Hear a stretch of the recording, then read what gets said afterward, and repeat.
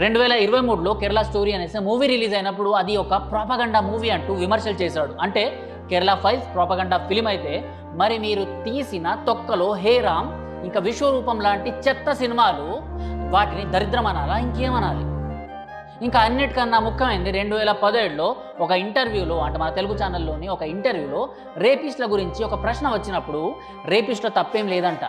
మనం ఎలాంటి సంస్కృతుల్ని నేర్పిస్తున్నామో, మహాభారతంలో పాంచాలిని పందెం వేశారు, భారతదేశం ఇలాంటి పుస్తకాలని గౌరవిస్తుంది కాబట్టి రేపిస్టులు తప్పు చేస్తున్నారంట. ఒక మహిళని వస్తువుల్లో పందెం వేసే ఒక గ్రంథాన్ని గౌరవించే దేశంలో మహిళలపై హింస జరగడంలో ఆశ్చర్యం లేదంటూ మదమెక్కిన మాటలు మాట్లాడాడు ఈ కమల్ హాసన్.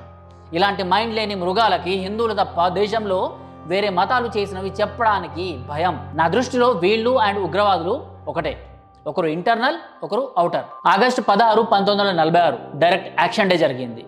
ఈ రోజు గురించి ఒక్కసారి గూగుల్ చేసి చూడు మిస్టర్ కమల్ హాసన్. హిందూ అమ్మాయిలను నగ్నంగా మానభంగం చేసి నడి రోడ్డు మీద ఊరివేశారు. ఇది చేసిన వాడు మహాభారతాన్ని అసలు విని కూడా ఉండడు. మరి వీడికి ఎవడు నేర్పించాడు? నువ్వా, నేనా?